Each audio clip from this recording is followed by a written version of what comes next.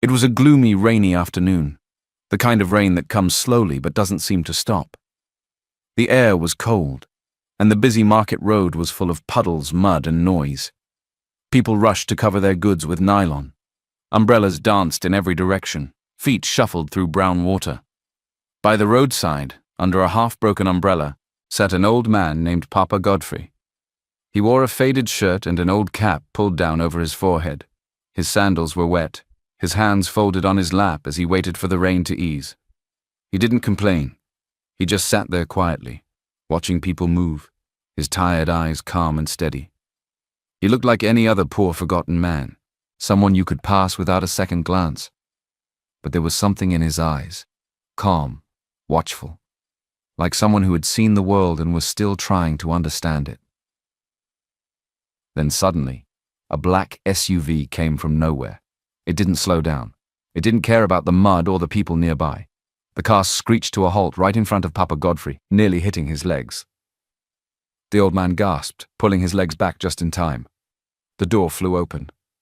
From inside, a young man in a fitted designer shirt, expensive sneakers, and dark sunglasses stepped out. His voice was deep, sharp, and proud. It was Brian. He looked at the mud on his pristine bumper, then looked at the old man sitting close to it. "Get out of the way, old man. Why are you blocking the road like you own it?" Before Papa Godfrey could speak, Brian kicked the old man's wooden stool, nearly knocking him into the mud. "Useless people everywhere," Brian spat, looking down at him. "You sit here looking like a beggar. People like you belong in the village, not cluttering up the city."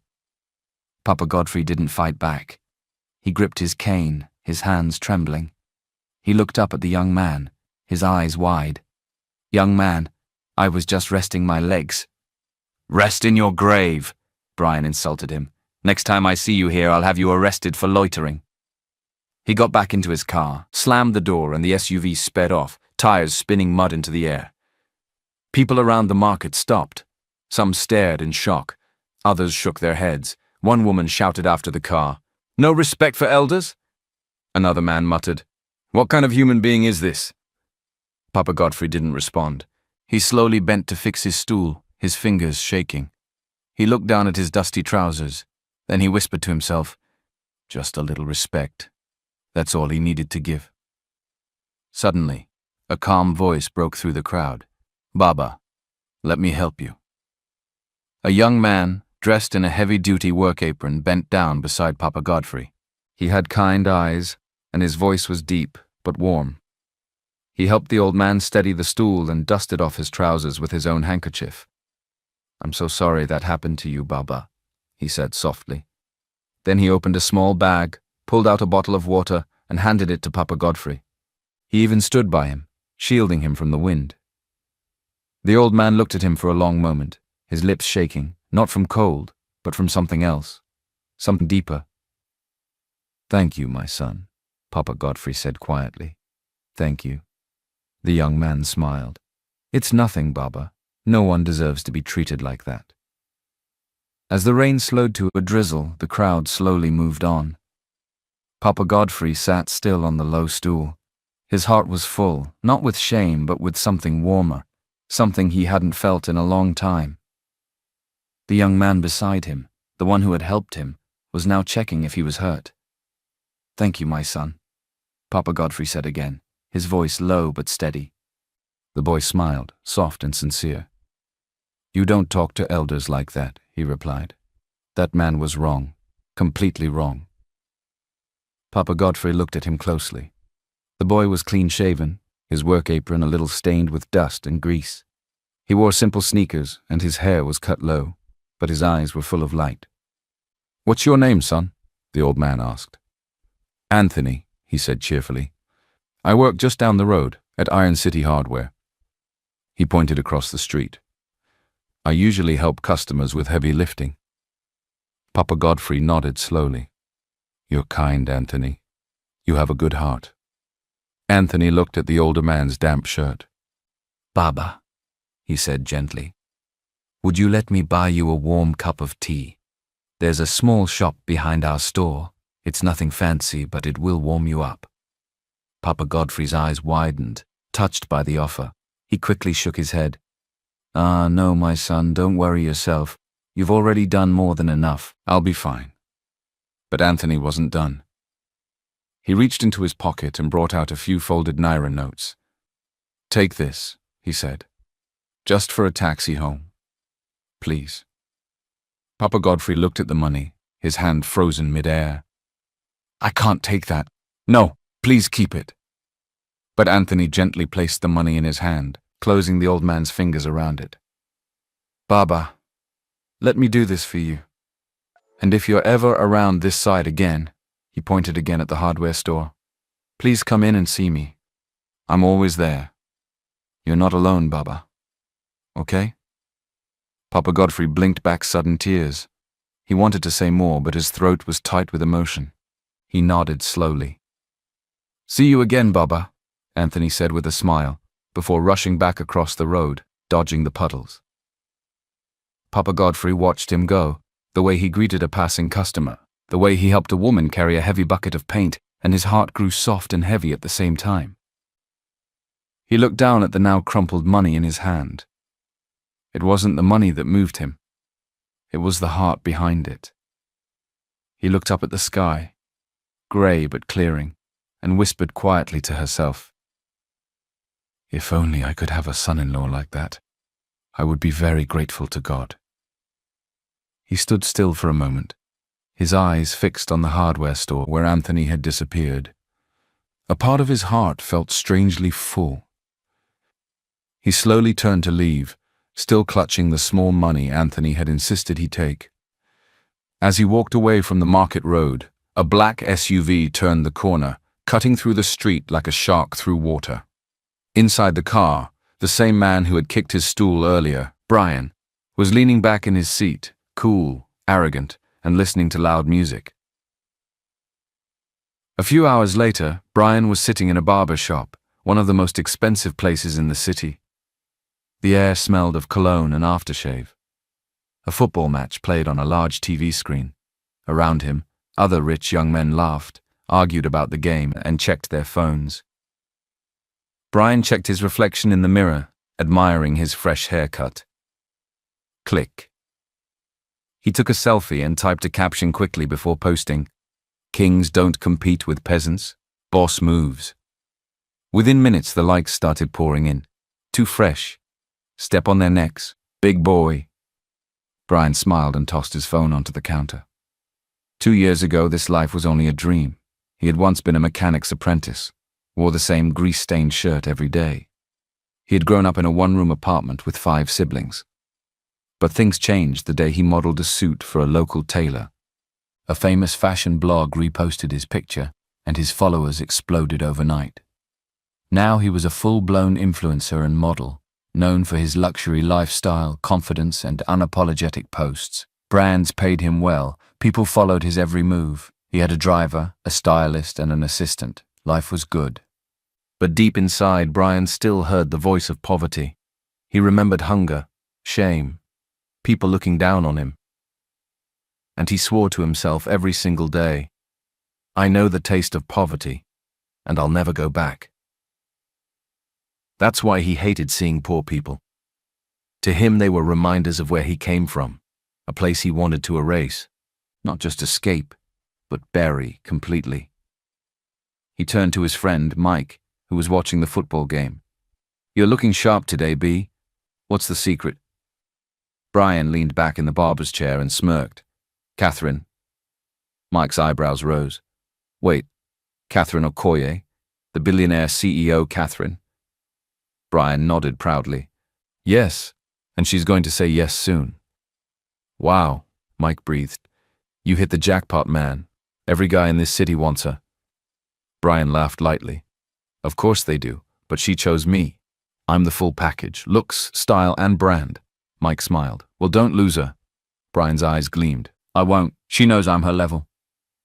He leaned back again, but what he didn't know was the careless act at the muddy roadside. It hadn't been forgotten. Some people saw, and some people remember. Meanwhile, on the other side of the city, inside a quiet corner office with floor-to-ceiling windows, Catherine Okoye was sitting behind her desk, reading through project reports. She wasn't a woman of many words. Her voice was calm, her mind sharp, and her presence powerful, not because she shouted, but because she didn't need to. The room shifted when she entered. People listened when she spoke. Yet for all her success, she hated noise, she hated show-offs. That's what made her different. As the CEO of Okoye Innovations, a fast-growing tech company known for groundbreaking apps and digital solutions, Catherine was one of the most talked-about bachelorettes in the country. Still, she didn't care much for the spotlight. Her heart was quiet and often lonely. There was a knock on the glass door. Her assistant stepped in. "Mom, your 4 o'clock meeting has been moved to tomorrow." "All right," she said, barely lifting her eyes. "And your boyfriend called again." "Brian. He asked if you've confirmed dinner at the Ivy Lounge." Catherine looked up for a moment, then leaned back in her chair. "Tell him I'll be there." The assistant nodded and left. Catherine sighed and rubbed her temples. Brian. Handsome, confident, loud. Every time he walked into a room, heads turned. On paper, he was everything a woman like her should want. A public figure, stylish, ambitious. They had met at a gala almost a year ago, where she was hosting and he had been a guest of honor. He had approached her boldly, with a charming smile and his signature line, "The most powerful woman in the room deserves the most confident man." At first, she had been curious. He was different from the stiff businessmen she'd met before, so sure of himself, so full of energy. It was refreshing, for a while. But as time passed, she began to notice things. He cared too much about appearance, about control, about class. He treated waiters like they were invisible. He spoke as though wealth made people more important than others. And though she hadn't said it aloud, a small voice inside her whispered, "This isn't what love is supposed to feel like." Still, she stayed. Maybe because it was easier than starting over. Maybe because everyone expected her to be with someone like him. She stood up and walked to the window. The sky outside was still cloudy from the afternoon rain. Somewhere far away, water was still dripping from market roofs. The evening breeze rolled gently through the quiet neighborhood as a yellow taxi pulled up in front of a large black gate. The compound behind it was massive. Tall fences, neat hedges, a security post by the side. It was the kind of house that made passers-by stop and stare. The taxi door opened slowly, and Papa Godfrey stepped out, holding a nylon bag with his wet cap inside. His shirt was still slightly damp from the rain, but he walked with quiet dignity. The 2 guards at the gate sprang up the moment they saw him. "Baba, Baba, you took taxi again?" the younger one asked nervously. "But Madam said you shouldn't be doing that again." "Oh." The older guard shook his head, clearly shaken. "Baba, at least call your driver next time. You scared us." Papa Godfrey smiled calmly. "I just needed some fresh air, that's all." Just then, a black car drove in through the side gate, and a man in uniform stepped out as personal driver. "Sir, you went out again without telling me," he said, rushing over to open the smaller gate for him. That was the moment it became clear.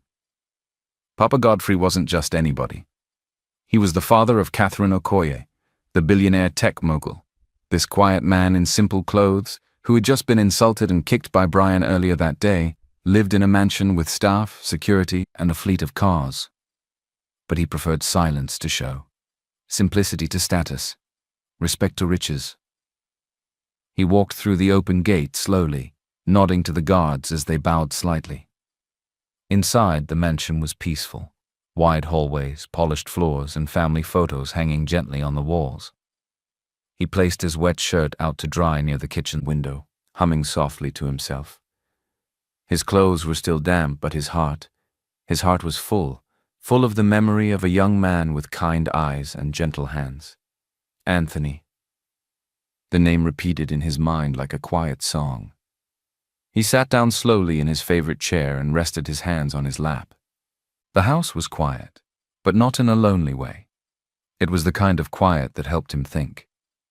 He looked up at a faded photo of his late wife, framed neatly above the old bookshelf. "Mama Catherine," he said softly. "Our girl has become a woman. She has everything now. except a good man by her side. A sigh escaped his lips. Catherine had always been strong, wise beyond her years, but he knew strength could still feel lonely. Her mother had died over 10 years ago, and though Catherine never said it out loud, the silence in the house had changed her. Now, he often wondered, what if I leave too? Who will she come home to?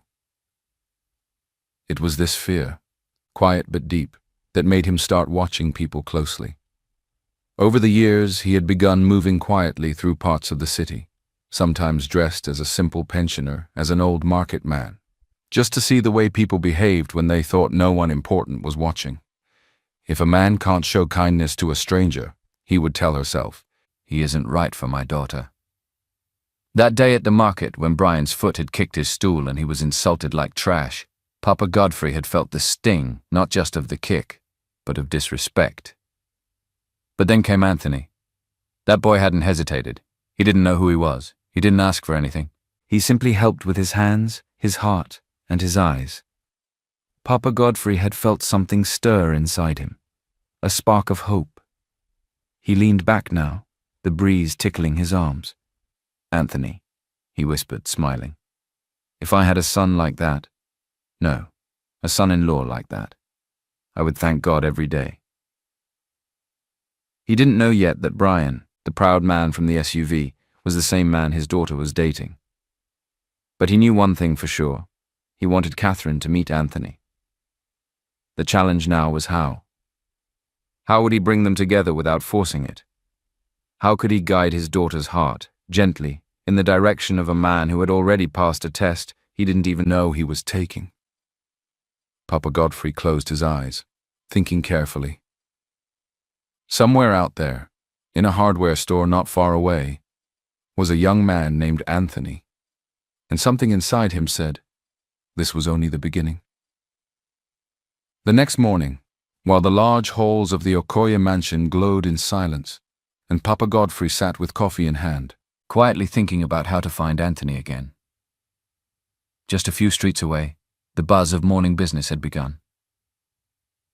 Inside a busy hardware store tucked beside the market road, Anthony was already at work. He stood behind the counter in his work apron, sorting out receipts and checking the supply list for the day. He was 27, handsome in a simple way. No flashy beard gang, no gold chains, just a neat haircut, clean clothes, and a calm presence that somehow made people feel at ease. His smile wasn't loud, but it was warm, and when he spoke, his voice carried a kind of peace that stuck with you. Good morning, Madam Bisi, he greeted an older customer, helping her lift a bucket of white paint onto the counter. You're early today. You know me now, the woman laughed. Before the sun comes out, I must finish shopping. Anthony smiled again, scanned the items, and packed everything carefully. The store, Iron City Hardware, was not the fanciest place, but it was well kept. Most of the customers from the neighborhood preferred it because of the friendly staff and honest prices, and most of them liked to come when Anthony was on duty. He was smart, hard-working, and always respectful to customers, colleagues, even delivery boys. The shopkeeper, Mr. Oho, a round-faced man in his 50s, often watched him with quiet admiration. That boy has sense, he once told another staff member. He does his work well, never complains, and respects himself.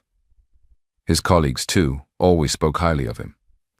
If I had a son like Anthony, I would sleep with 2 eyes closed, Mama Kimmy, the cleaner, would often say. But what none of them knew, not even Mr. Oho knew, was that Anthony's name was once whispered in the richest homes of the city. He was none other than Anthony Williams, the only son of one of the wealthiest businessmen in the city, Chief Williams. He had grown up surrounded by gold gates, marble floors, and private tutors. But it never made him proud.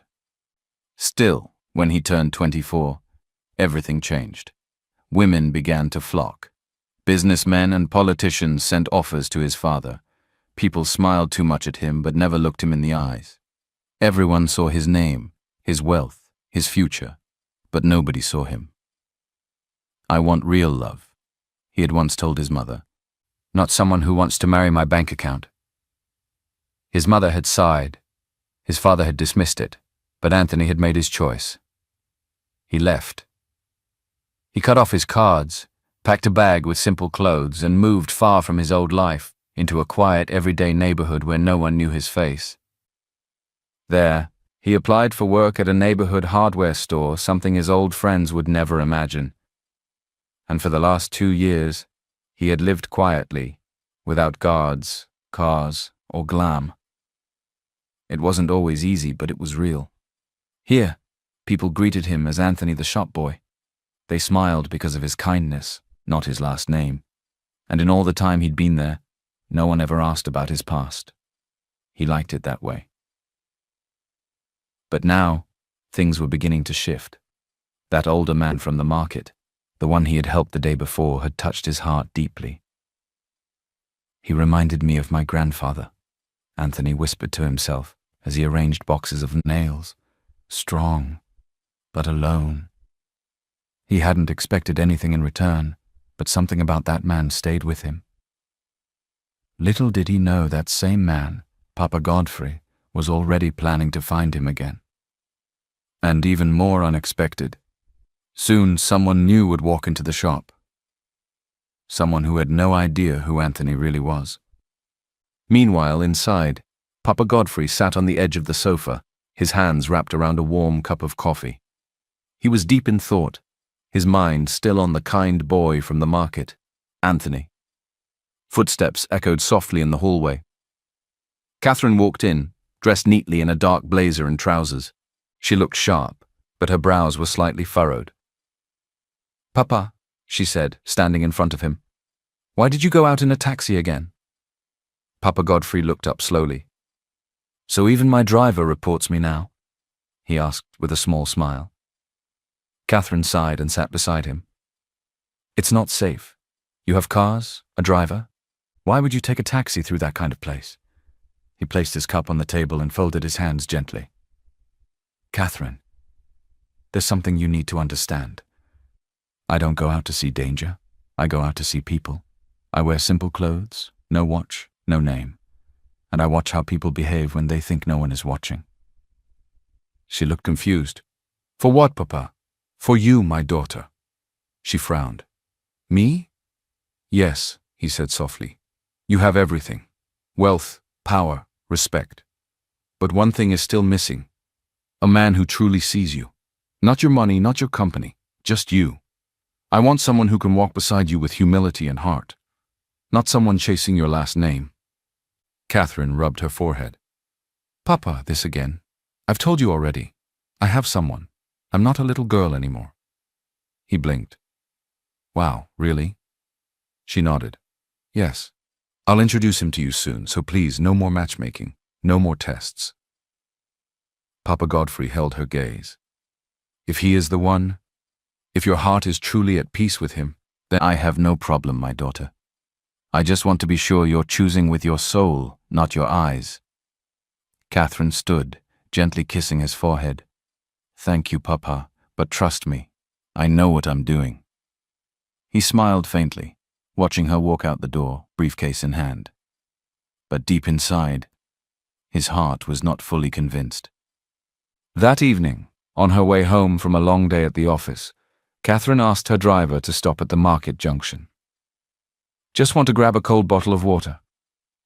She got out and walked into a nearby corner shop, Iron City Hardware. The bell above the door jingled softly as she entered. Behind the counter stood a young man in a grey work apron, neatly dressed. He looked up and offered a gentle smile. "Good evening, ma'am. Welcome." Catherine nodded.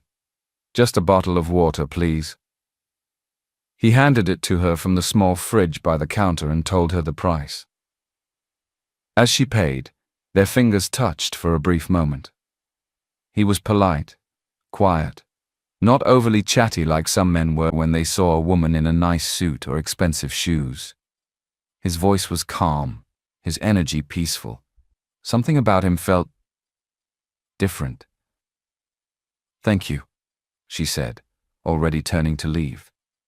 But as she stepped outside, she heard the soft patter of shoes behind her. "Ma'am, your change." She turned. He held out a small, folded note with both hands. "You forgot this," he said, a little shy, eyes avoiding hers respectfully. She smiled and took it. "Thank you. Most people wouldn't bother." He shrugged. "It's not mine. You worked for it." She stared at him a second longer than usual. There was nothing flashy about him. No arrogance, no smooth pickup lines. Just realness. "Have a good evening," he added, walking back inside. "You too," she replied softly. As she stepped back into the car, the driver asked, "Everything all right, ma'am?" Catherine nodded slowly, eyes still on the shop window. "Yeah, just interesting guy." She didn't know his name. He didn't know who she was.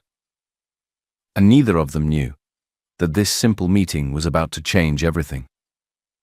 The following morning, the sun was soft, casting a gentle glow over the market street. It was a quiet day, the kind Papa Godfrey liked best. The air was fresh, and the roads were drying up from the week's rain. He sat in the back seat of the car, dressed once again in his simple trousers and plain shirt, his cap worn low. His driver glanced at him through the rearview mirror. "Are you sure you don't want me to wait close by, sir?" "No, just park somewhere nearby. I won't be long," he replied.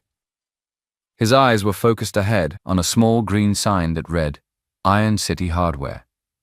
As he stepped out and entered the shop, the little bell above the door rang gently. Behind the counter, Anthony looked up, and his face immediately lit up. "Baba, you came!" he exclaimed, hurrying from behind the counter. Papa Godfrey smiled warmly. "I told you I would, didn't I?" Anthony brought out a plastic chair and guided him to sit, treating him like his own grandfather. "You didn't have to come all this way. If you needed anything, I could bring it to you." "I didn't come to buy anything," Papa Godfrey said, chuckling. "I just wanted to see you. You remind me of someone dear." Anthony's chest warmed with the compliment. He bent slightly and spoke gently. "Baba, I've been thinking. If I can save for a few more months, I can help you set up a little table or kiosk behind the store, something small, maybe for newspapers or fruits. You can sit there and still earn something without stress." Papa Godfrey looked at him, deeply moved. "You want to do that for me?" "Yes, I may not have much, but it would make me happy." Papa Godfrey shook his head slowly, tears nearly gathering in his eyes. "My son, you don't even know me. And you don't even have much. Yet you want to give." Anthony hesitated. His heart beat faster. This was the moment. He almost said it, almost told the man everything. About who he really was.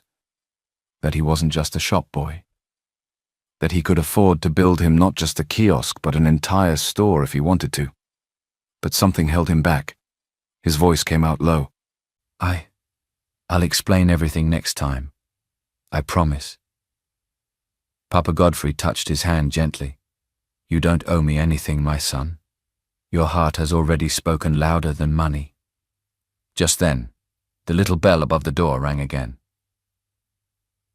Before either of them could look up fully, a tall figure bumped into Papa Godfrey at the entrance. Brian. Head held high, designer jacket over one shoulder and his usual shop cologne floating around him.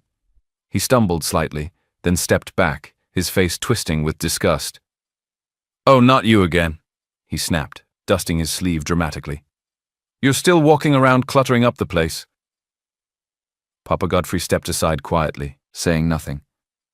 "I spent thousands on these sneakers today," Brian went on, "and now this old man has nearly ruined them with his dusty sandals."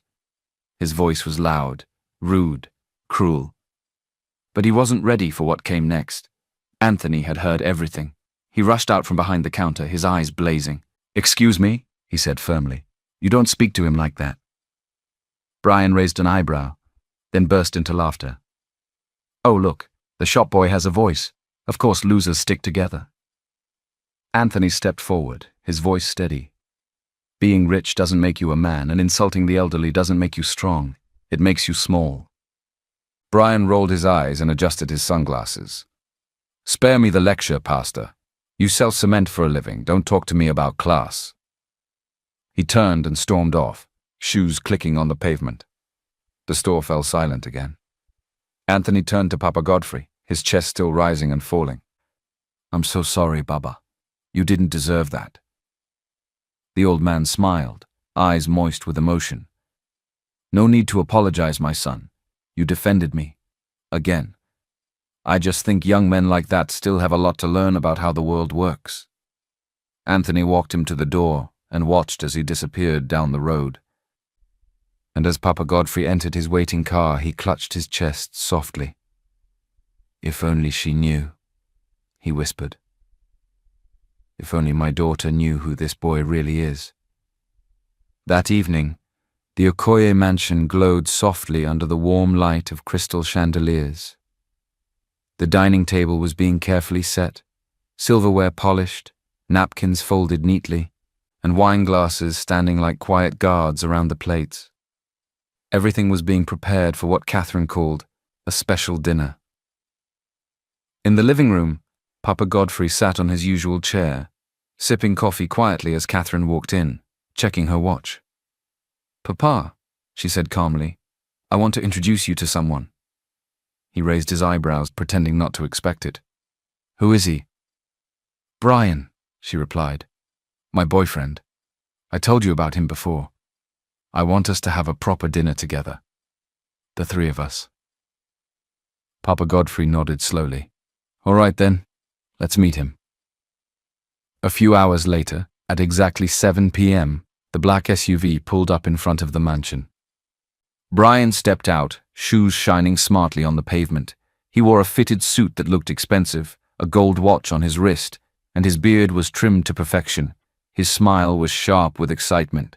Tonight is the night, he whispered to himself, checking his teeth in the car's side mirror. She's finally going to say yes. He rang the bell and was led inside by a butler. Madam Catherine is waiting in the dining room, sir, the butler said. He walked in confidently, expecting candlelight and maybe a business proposition on the table.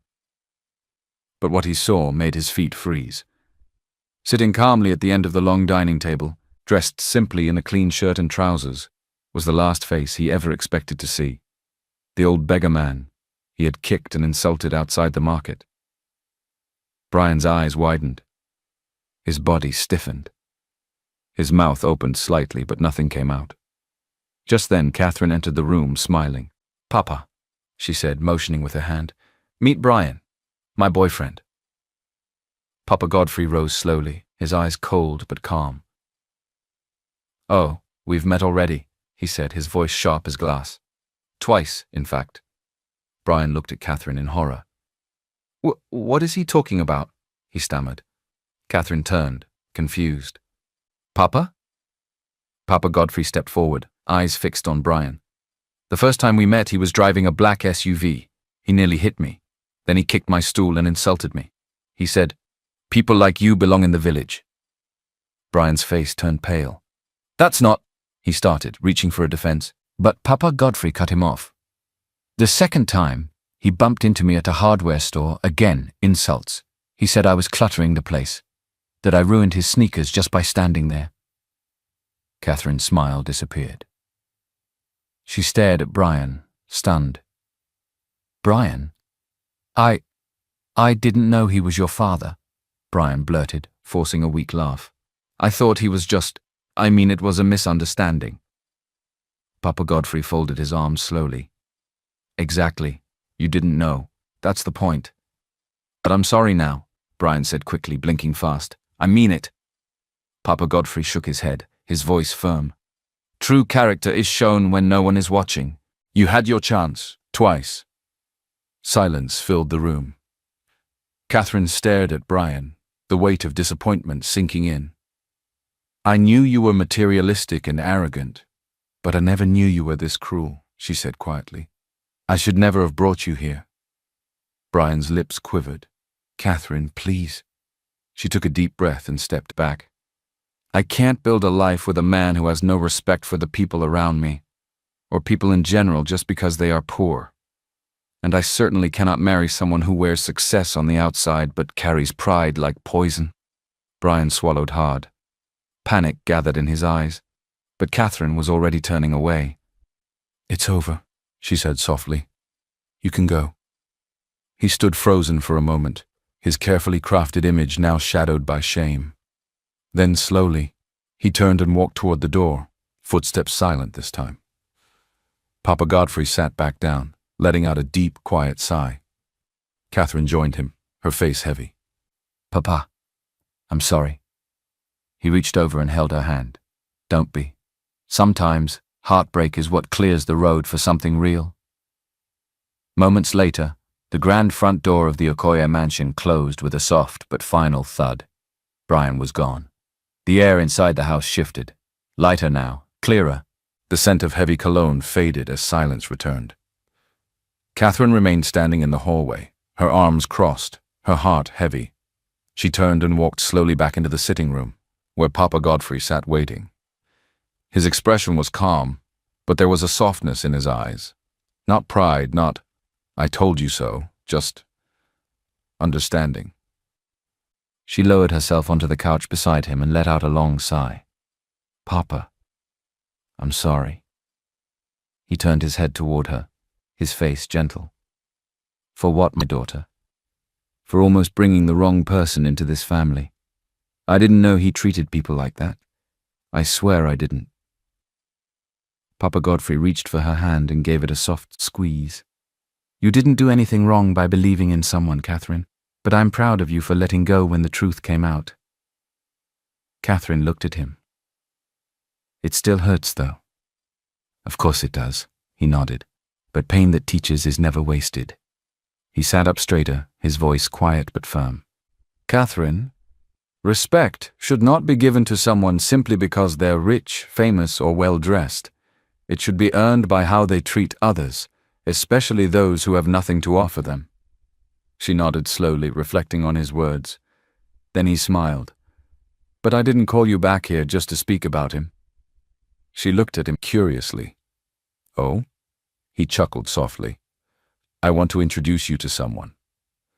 Catherine's eyebrows lifted slightly, but he raised a hand before she could protest. No matchmaking, I promise.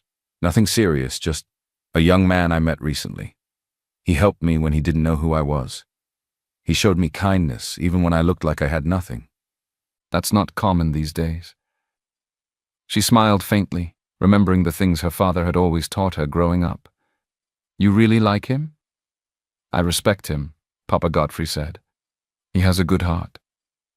And there's something peaceful about his presence, like fresh breeze after heavy rain. I thought maybe you could meet him, even just as friends. Catherine leaned back on the sofa thinking. Papa, you know I don't want you picking men for me. He laughed. I'm not picking. I'm only suggesting you open your eyes where it matters. She laughed softly too, then nodded. All right, I'll make time. Maybe next weekend? That's fine, he smiled. I'll let him know. She stood and bent to kiss his forehead. Thanks for always looking out for me, Papa, even when I don't deserve it. He touched her cheek. You always deserve love, Catherine. Just make sure whoever gives it understands what it means. As she walked off toward her study, neither of them knew she had already met the boy he was talking about. The same boy who gave her back her forgotten change. The one with quiet eyes and steady hands. The next afternoon, the bell above the door at Iron City Hardware jingled softly. Anthony, restocking paint cans behind the counter, looked up and blinked in surprise but not displeasure. Catherine stepped in, dressed simply in a plain white shirt and jeans. There was no driver, no wristwatch gleaming with diamonds, just her, tired eyes, a gentle smile. Back again? He asked warmly. Apparently I'm very bad at remembering to buy water in bulk, she replied with a soft chuckle. He smiled and handed her a cold bottle before she even asked. Something about Anthony's presence had a way of calming her, like walking into a place where the world stopped spinning so fast. His kindness wasn't loud, but it was steady. And over the past week, Catherine found herself returning again and again, just to see him. She never told him who she was, only that she was Catherine, simply Catherine. She didn't tell him her last name or her wealth, and he never asked. And Anthony? He didn't reveal anything either. He didn't speak of the family estates or his father's business empire. He didn't explain why a man with the poise of a diplomat was selling cement and tools in a small neighborhood store. They simply talked. At first, it was small things.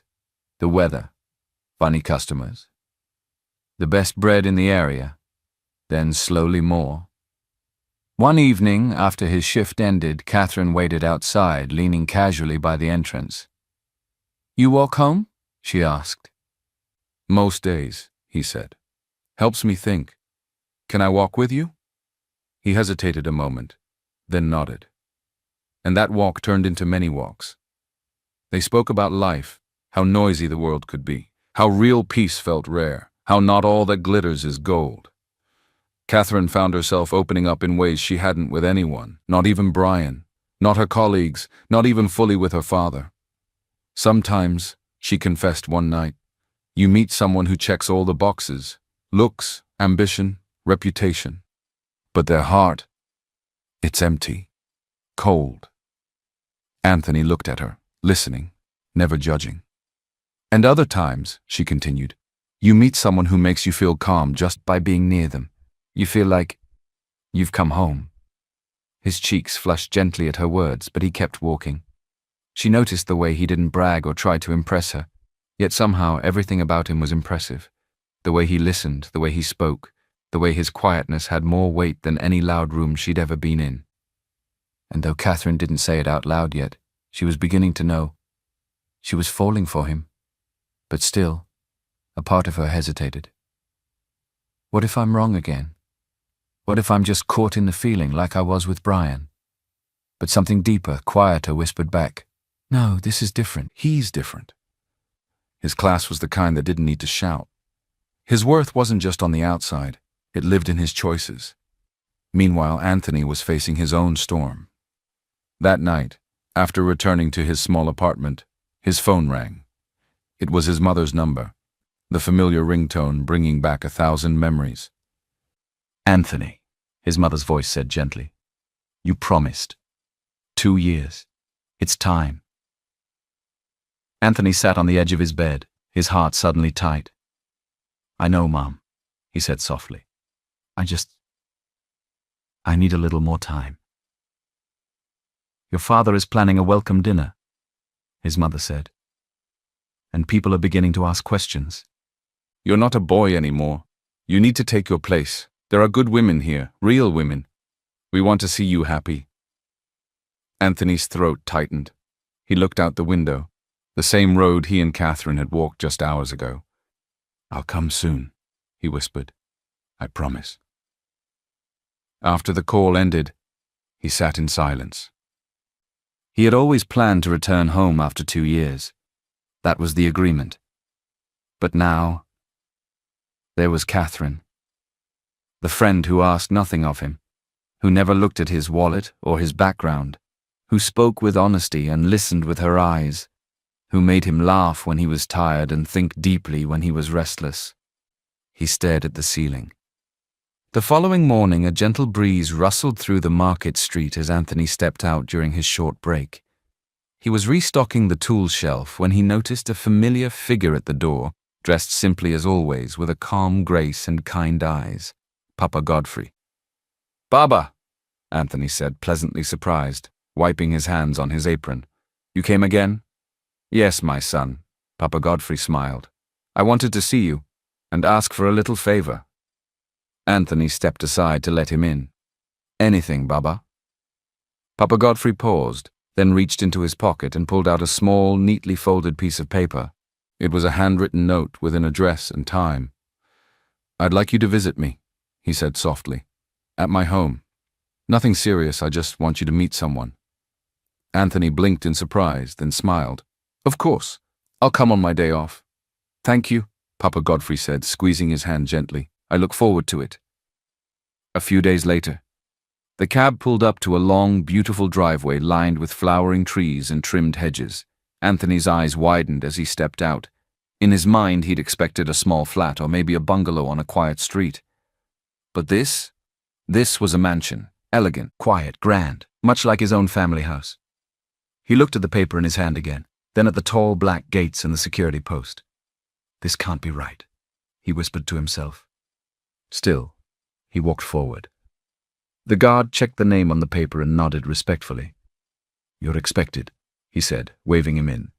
His heart beat faster as he stepped through the gate. The compound was breathtaking. He adjusted his shirt, suddenly feeling nervous. Then the front door opened, and there she was, Catherine. Wearing a simple grey dress, standing tall with a mix of surprise and something else in her eyes. A spark. Anthony stood frozen. "You?" She stepped forward, a stunned smile forming slowly. "You're the one Papa invited?" He nodded slowly, still stunned. "You live here?" She chuckled, rubbing her arm. "Yes, this is my home." He blinked, then laughed softly. "And here I was thinking you were just a really humble lady who liked bottled water a lot." "I do," she grinned. "But now you know I'm also the girl who forgets change just to keep coming back." He blushed lightly. "Come in," she said gently. As he entered the grand house, Papa Godfrey came down the stairs, already beaming. "Ah, you've met her," he said, pretending not to notice the surprise still on Anthony's face. "Yes, Baba," Anthony smiled. "Turns out, we already knew each other." Dinner was light, warm, and filled with laughter. But all through the meal, Papa Godfrey noticed something. The way Catherine stole glances at Anthony. The way she leaned slightly closer when he spoke. The way her smile softened every time their eyes met. After dessert, Papa Godfrey stood and gave them space. Later, he invited Anthony for a quiet chat in the garden. They sat under a shaded tree, and Papa Godfrey turned to him gently. "My son, I am glad you came, and even more glad you've met my daughter." Anthony sighed, folding his hands nervously in his lap. "Yes, Baba. I am happy I came around too. Seeing all this, knowing who you really are, I think it's time you knew who I really am too." He took a deep breath. "My name is Anthony Williams. I'm the son of Chief Williams. My father runs one of the biggest firms in the country, and my mother is a diplomat." Papa Godfrey blinked but didn't speak yet. "I left home almost 2 years ago. I was tired of being told who to marry, tired of people pretending to like me for who I wasn't. I wanted something real, peace, purpose, so I came here, left my identity behind and took a simple job to live like a regular person." Papa Godfrey looked at him for a long moment. Then he smiled warmly. "So I see. I wasn't the only one with a secret." Anthony laughed softly, the tension easing. "Seems we both had reasons to hide, Baba." Papa Godfrey touched his hand. "But the truth always finds its way out, and so does love." They sat in silence for a while, a shared understanding settling between them, not just as men but as fathers, sons, seekers of truth, and keepers of powerful secrets. That night, the moon hung quietly over the Okoye mansion, silver light pouring through Catherine's window as she sat in her study, lost in thought. "Anthony." She whispered his name under her breath like a secret prayer. It's been 3 days since the quiet dinner at the mansion. 3 days since the day she discovered he was the same kind-hearted boy who had always stood up for her father, but she still couldn't get him off her mind. How did I meet him? Not once, but twice. First as the boy who handed her forgotten change, then as the man who had comforted her father without knowing who he was. There was no pretending anymore. Catherine was in love. It wasn't just his looks, though he was handsome. It wasn't even his kindness, though it pulled her in like gravity. It was his essence, quiet, grounded, deep. I have to tell him, she thought. He has to know how I feel. At that same moment across town, Anthony sat in his small apartment, staring at his reflection in the mirror. She's not just a kind stranger. She's Catherine Okoye, the billionaire, the daughter of Papa Godfrey, a man he respected deeply. And yet she hadn't treated him differently. She'd never once acted entitled or arrogant, and that made his heart ache more. She deserves the truth, he whispered to himself. She has to know who I really am before this goes any further. But neither of them knew. A storm was already brewing. Meanwhile, in a high-rise apartment across the city, Brian paced angrily in expensive shoes he no longer felt strong in. His flawless image was cracking. His influencer posts were getting fewer likes.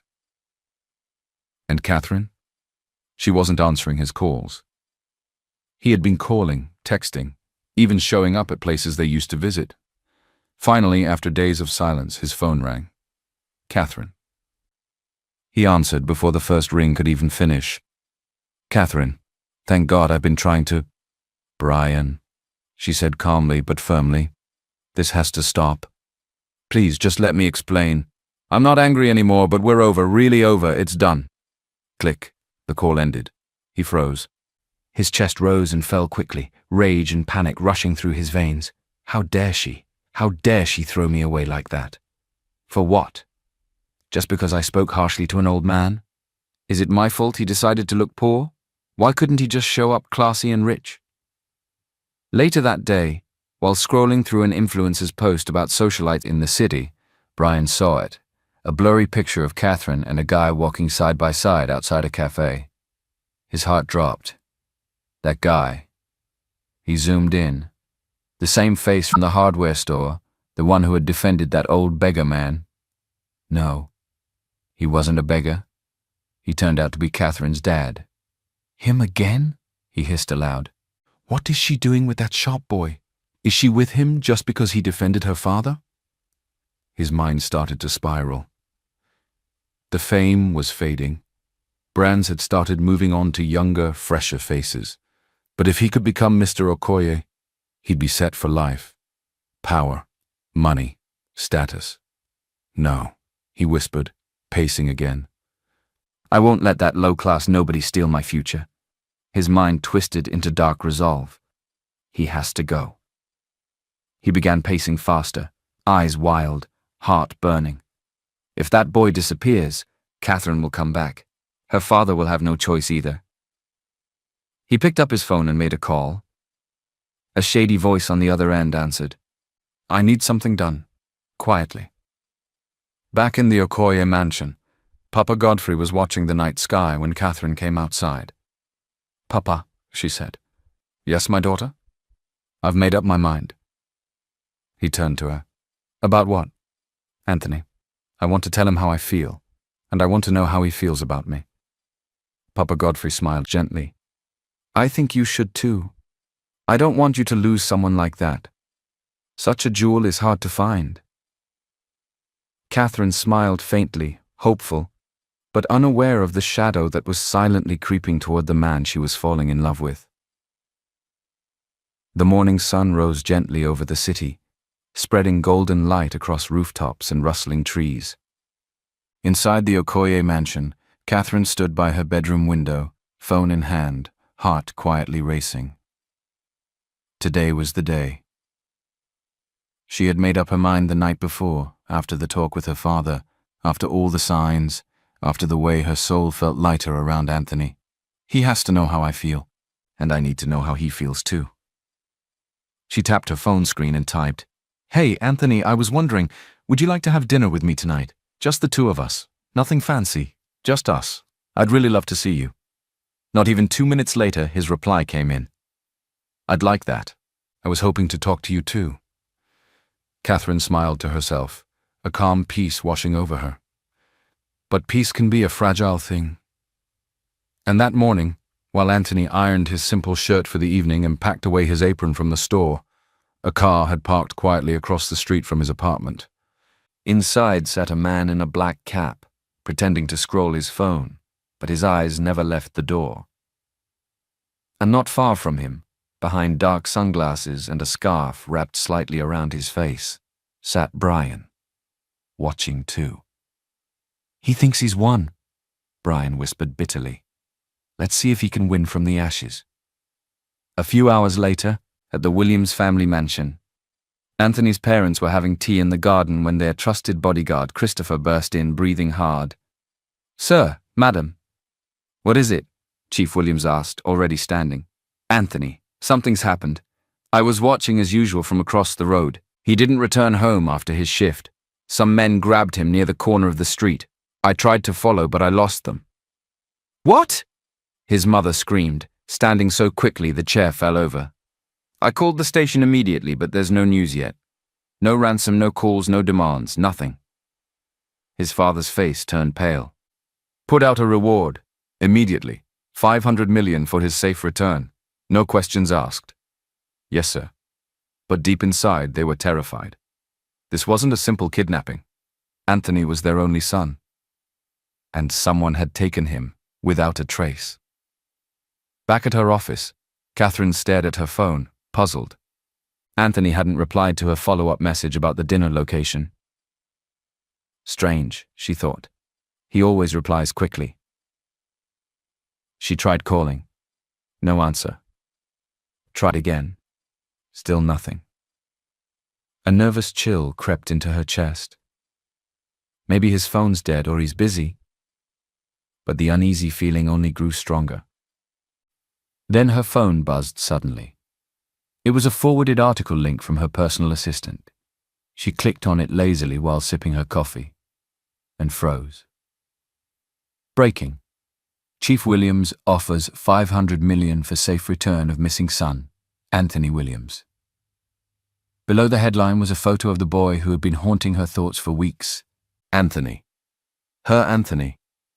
The caption read, "Chief Williams, one of Nigeria's wealthiest businessmen, is offering a reward for any information leading to the safe return of his only son, Anthony Williams, who went missing earlier today from his apartment." Catherine nearly dropped her phone. Anthony. Williams? Her thoughts spun wildly. He never told me. He's Chief Williams' son. He is a billionaire himself, even richer than she is. And yet, he had worked in a hardware store, walked home, laughed with her under streetlights. He never used his name, never played the rich card, never even hinted. Her heart swelled with both awe and panic. He's missing. And she must find him now, no matter what it took. Just as she turned to grab her keys and run out the office door, racing towards the parking lot in panic, a voice called behind her. "Madam Catherine, ma'am!" She turned. An elderly man, one of the old traders who sold fruit across the street from the hardware store, was waving and rushing toward her. "You know that fine boy you always come to see at the store?" the man panted. "Yes, Anthony," Catherine asked quickly. Yes. I saw him earlier today, but something not good happened." "What do you mean?" "Some men pushed him into a black car by the corner road near his house. I see it with my 2 eyes. They took him to that old warehouse near the railway line. You know the place that always looks abandoned?" Catherine's chest tightened. Yes, I know it. Go on." "They carried kerosene or fuel inside. I think they want to burn the place, burn him inside." Catherine's eyes widened in horror. "What? Did you call the reward line?" "No," the man interrupted, shaking his head. "He helped me once when my wife was sick. He bought all my fruits without asking price and even gave me extra to feed the kids. He took me to the chemist. I don't need money. I just want to see him safe. Go now, before it's too late." Catherine didn't wait another second. Thank you so much." She jumped into her car and sped off like her life depended on it, because someone else's life did. The roads blurred. Her heart pounded. Her hands shook as she called the police, shouting out the warehouse location. But even if they came late, she wasn't waiting. Inside the warehouse, Anthony lay tied to a chair, his mouth gagged, heart racing in fear. Darkness surrounded him. And in the shadows he heard the clink of a bottle. Then a voice he would never forget. "Goodbye, little hardware boy." Brian. He lit a match and smiled. Smoke curled into the dusky sky as Catherine's car screeched to a halt just outside the crumbling warehouse near the railway line. The scent of burning fuel hit her immediately, sharp, toxic, terrifying. "Anthony!" she shouted, sprinting through the rusty doors. Inside, flames licked the wooden crates stacked against the far walls. The heat was rising fast. Then, through the smoke, she saw him. Tied to a chair, eyes wide with fear, the fire only meters away. "Anthony!" she yelled again.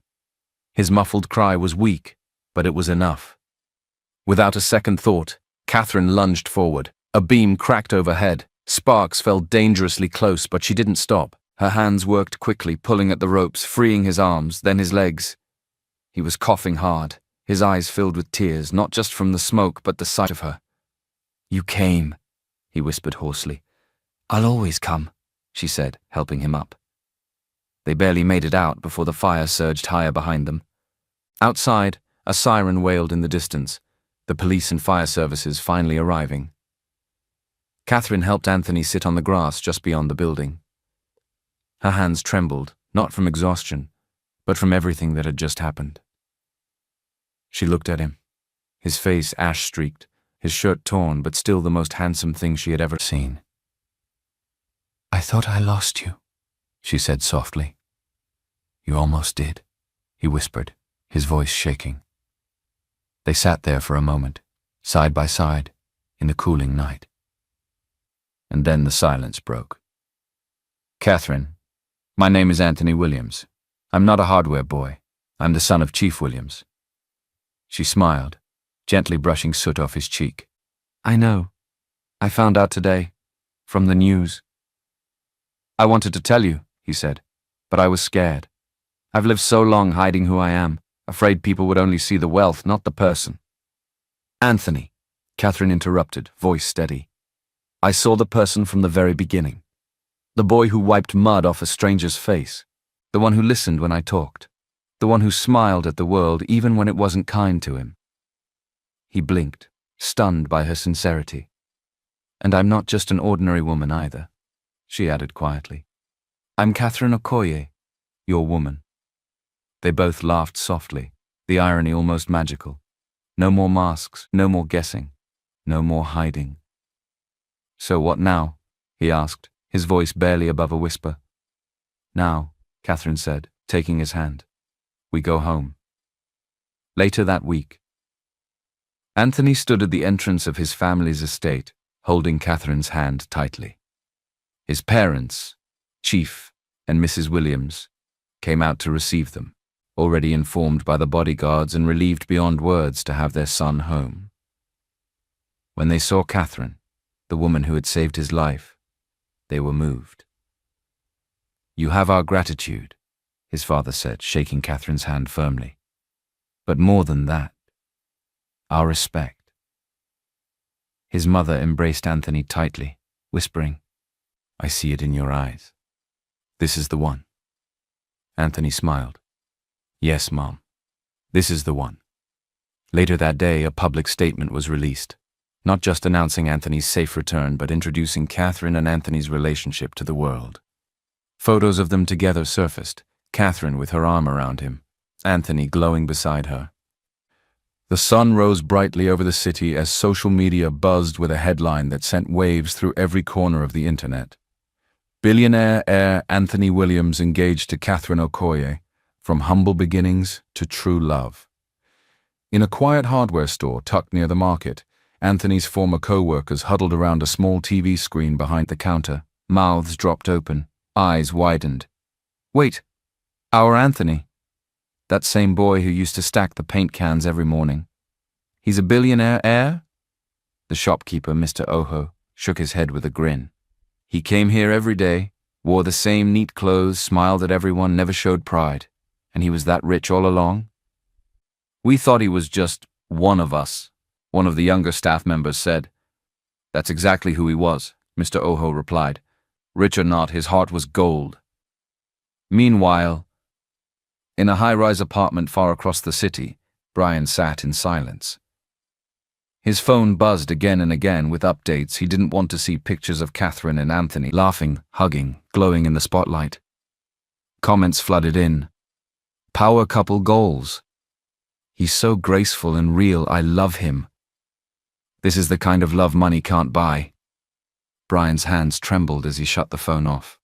How do you fight a billionaire heir who's also kind, humble, and now loved by the whole country? You don't. You lose.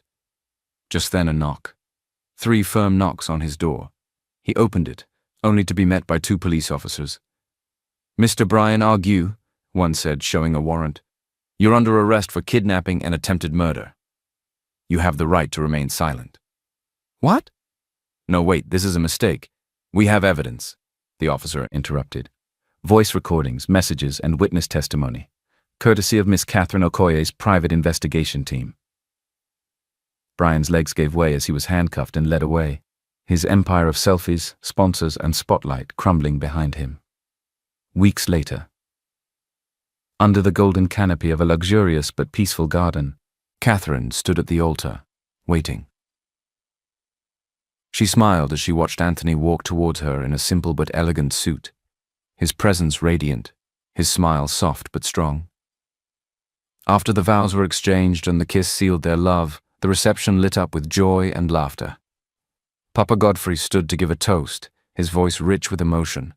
"Love is not built on titles or class," he said, raising his glass. "It's built on kindness, on respect and truth." Anthony's parents smiled proudly, holding hands as they watched their son finally find peace and love. Later. The market bustled with activity, just like always. Anthony, now dressed in a modest shirt and jeans, walked through the familiar street with a soft smile on his face. At one corner, a young man dropped his crate, scattering oranges across the ground. Before anyone could move, Anthony bent down, picking them up gently. "Let me help you," he said kindly. The young man looked up, stunned. You're the man from the TV, the one who just married that rich woman." Anthony only smiled. "Yes, but today I'm just Anthony." The young man smiled too, and together they packed the oranges back in the crate. Kindness is the only luxury that never fades. Respect should never be reserved for the rich. It defines who we are when no one's watching. Be kind even when no one is watching. Don't let money make you proud. Real love comes when you stop pretending. Life will always test your heart. What it reveals is who you truly are. Thank you for following this journey of humility, heart, and healing.